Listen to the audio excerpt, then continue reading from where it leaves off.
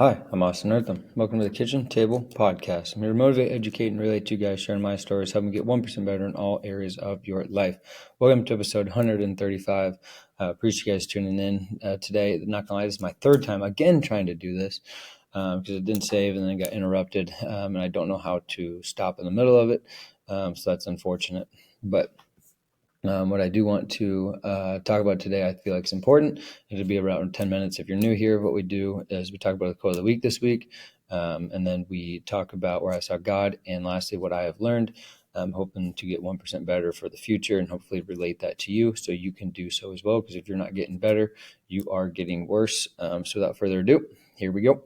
Quote this week is by Helen Keller. Talks about how a lot of times when one door closes, another one opens, but we're too busy looking at the door that has closed to recognize the one that has opened and move forward. I think we look back on the past a lot, whether it's holding a grudge or reflecting, and all that is good. I think reflecting is great, actually. But sometimes we need to move on because we can't change the past, but we can improve our future by doing something in the present to make our lives better.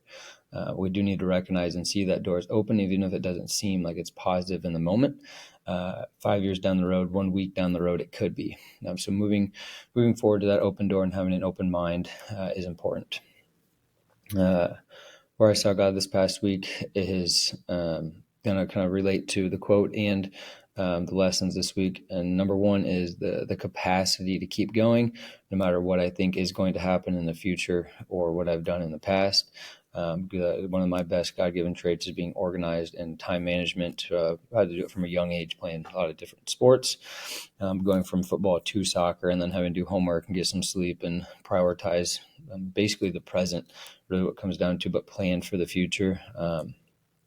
Sometimes I overplan is one of the issues we'll get into, but having the capacity to juggle multiple jobs, multiple hobbies, and priorities at the same time is something that I'm really appreciative of, and something that helps me get ahead of my peers and set me up for future success. Another thing is that the house next to us is finally being built, and we thought that there was going to be some issues with where it was being built at compared to our yard and people messing up our yard.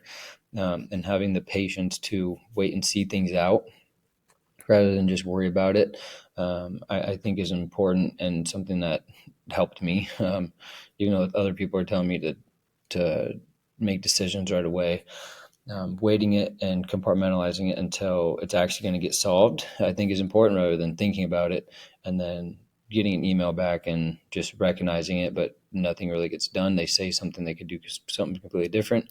Waiting until part of it's built, then talk to somebody, and then when it's finished, then we can fix whatever it is. Just because we don't need to think about it if it's not going to be fixed for 6 to 8 months.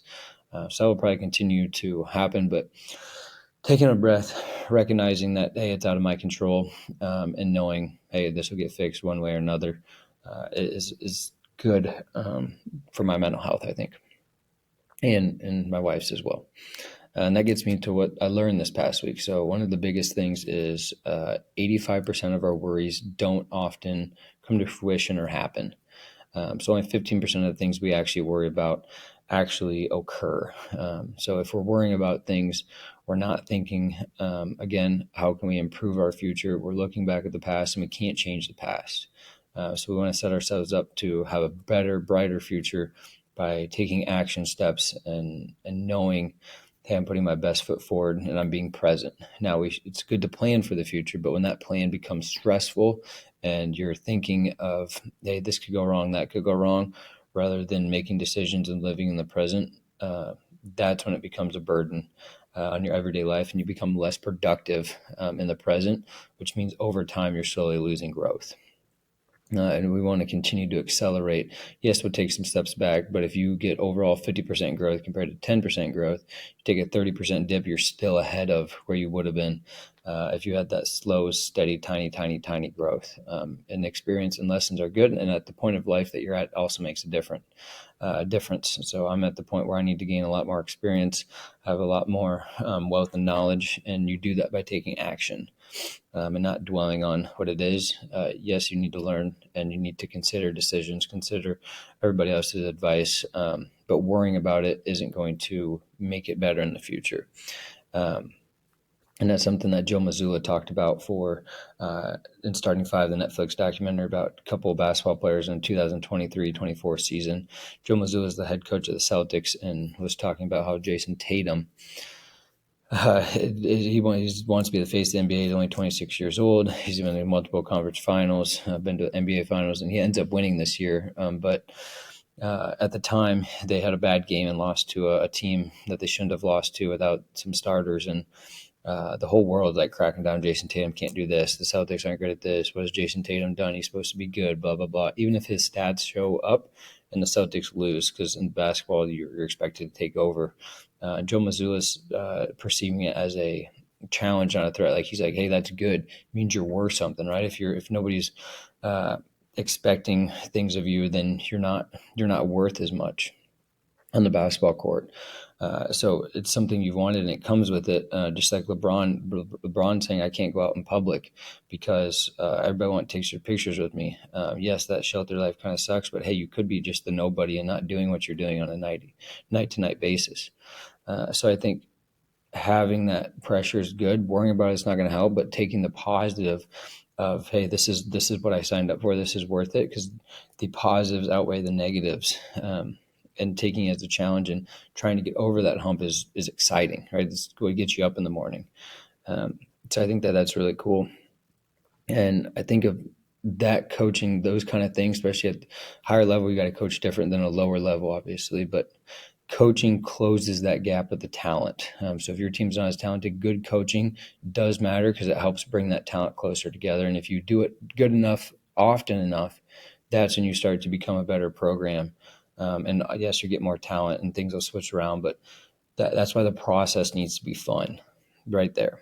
And I think also with coaching, think about football. Okay, so every play design, you can put it in other sports, but every play design and coaching, if you're reflecting, you're thinking, or you're worrying about if this works, doesn't work, if you can really simplify it. If I run this play, if everything goes right, do we score a touchdown? And if the answer is no, then what are we doing? If we don't have that flow and put the puzzle pieces together as a great offensive coordinator, defensive coordinator would, and coordinate that to our team chemistry and the types of players we have, then it doesn't work. So putting all those pieces of the puzzle together helps that good coaching, which then helps create less worry. Then you can go on the attack, not the defense mode of coaching, and you're kind of on you're swinging. You're not just looking, right? So I think that's important to reflect on and think about. And if you're ever worried about things, let's just simplify it, right? So we get those what if situations, and then eventually we just got to make a decision. You got to go for it. And a play clock, you only got 40 seconds, so it helps you to move on. And the last thing I want to talk about with coaching / worrying is everybody's like all up in the Lakers business, right? Why they draft Bronny James? He's not ready. He's just LeBron's son. Lakers look at it as, okay, he's one of the greats. His son might be great too. Yes, all those are true, right? Political stunts maybe. But in the end, instead of worrying about that, the Lakers might have taken a different task that nobody has thought about. And their task is to get the last bit of baseball or last bit of basketball out of LeBron. I think back to the movie Moneyball in baseball, where Mr. Bean, the GM, is trying to get the last bit of baseball out of his last name is Justice, David Justice, in the Oakland Athletics in 2002, getting signed from the Yankees. And I think the Lakers are trying to do the same thing, LeBron. So how do we get him to perform his best? Better off than his son, right? Put him right there. He's thinking about his son every day. He's with his son every day. He's working hard, trying to lead the team to a championship, to greatness, so he can help his son later on. Versus if his son plays for the Washington Wizards, that's maybe a little bit more challenging. So getting the last bit of LeBron, surrounding the team around LeBron with good pieces, and then helping his motivation and get that last little bit of basketball out of him is maybe what the Lakers are doing, and it's working. So that might be good coaching. They're not worried about the outside noise. They made a decision. They're rolling with it, and it's what they think is best moving forward. Think of NFL teams all the time: draft picks, GM decisions, salary cap. They got to do a lot of different things, and in the end, they need to make a decision rather than worrying about what if this, what if that. The bottom line is: do you have talented players and do you have talented coaches, and can you fit the puzzle together? And a lot of times those worries don't happen. Somebody could get hurt, and all that just it washed away, right? So then you got to pick yourself up. Okay, this guy got hurt. Okay, what's our next step? And injuries play a huge role, but I think good teams, good coaches, uh, elite coaches, I should say, can figure out how to put the team together, even with injuries. It might take a little bit of time, sometimes too long than you have, but worrying about it isn't going to change anything. And again, if you're at that level, that pressure is a privilege, and you get to have that. So perceive it as a challenge rather than a threat, and always find that open door. And that's all I got for you guys today. Appreciate you guys tuning in, and I will catch you guys next time. Love you. Bye.